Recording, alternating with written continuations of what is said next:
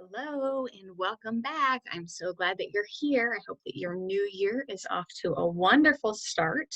We are just a few weeks into 2021, and I'd be curious to know how your resolutions, how your goals, how the things that you intended to accomplish this year, how you're doing with them so far.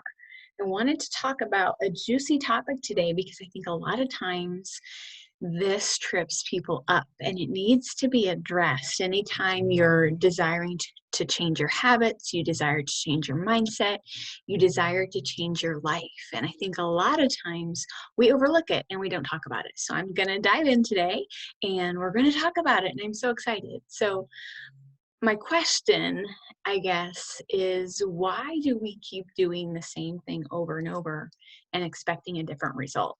Isn't that the definition of insanity, doing the same thing over and over and expecting a different result?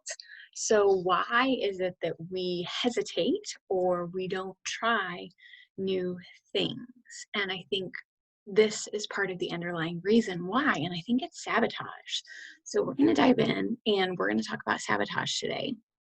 Before we get started, I just want to share the three main types of sabotage, and I would love for you to share which one resonates the most with you. Which one do you find yourself connecting with? And the first one is something else always seems more important.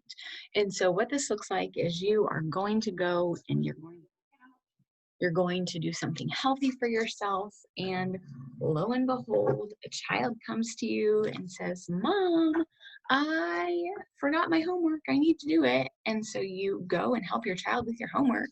And you essentially neglect your plans that you had with yourself for your health. And so that would be a really prime example of something else seeming more important.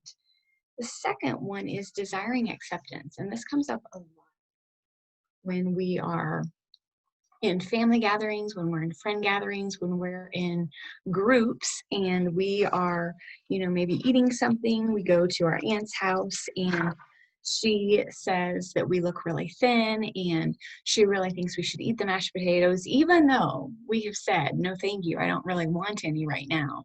And she kind of gives you this guilt trip around, oh, you look too thin, your pants are falling off. And you feel awkward, so you give in and you eat them anyway, but then you feel really bad and gross and yucky after you've eaten them.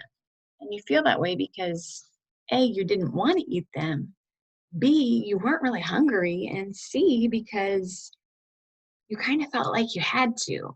So that's where the desiring acceptance comes in. The third scenario with sabotage is I'm good, I deserve a little extra. And this was always my go to. I would do this a lot as a new mom. Whenever I felt like I had a rough day, I would go to the grocery store and I would get myself a treat from the checkout aisle because I had been good. I'd been a good mom all day. I stayed home with these kids and I deserved a treat. And so what we do is we will think we need something extra because we've been good, and it's that reward mentality. It's kind of the dog mentality. If you think about it, like we incentivize our dogs to do things by giving them treats. Well, that's kind of what we do to ourselves as well. And so I want to talk about what drives the sabotage, and I think a lot of times it can be a fear of changing so much that we will grow apart from people we love, or it might be something starts to feel too good and we're not used to that good feeling because it's unfamiliar. And sometimes because of that, our bodies freak out and we want to get back to normal. So we allow ourselves extra to get back into balance because our bodies are always trying to balance us out, protect us, keep us safe. And when something is unfamiliar, that can be deemed as a threat, when in reality, it isn't. And we just need to connect the mind and the body. And we'll talk about that in another episode. But really, there can be a compulsion to not change or to not be your healthiest self.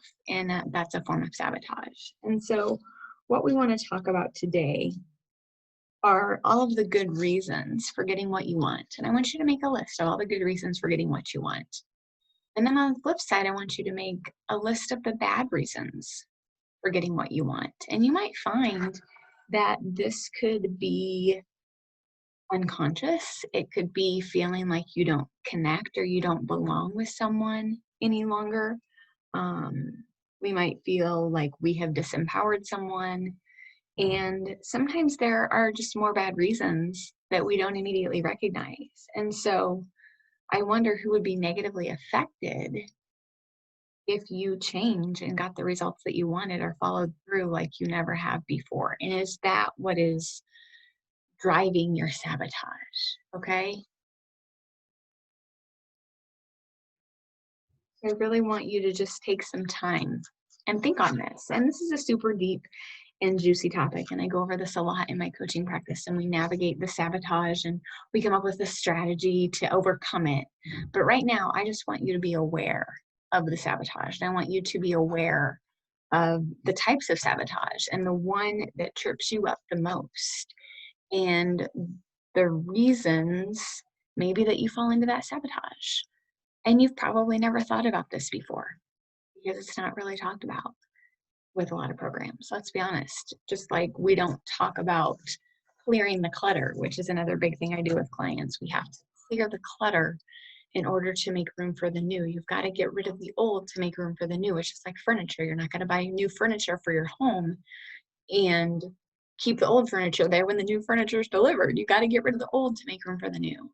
And so my goal with this is to really kind of make you step back and think and ask some questions that maybe you've never been asked before. And today I really want you to focus on the sabotage. We're 2 weeks into the new year. How are things going for you? Have you sabotaged already? If so, it's okay. There is hope. You can change.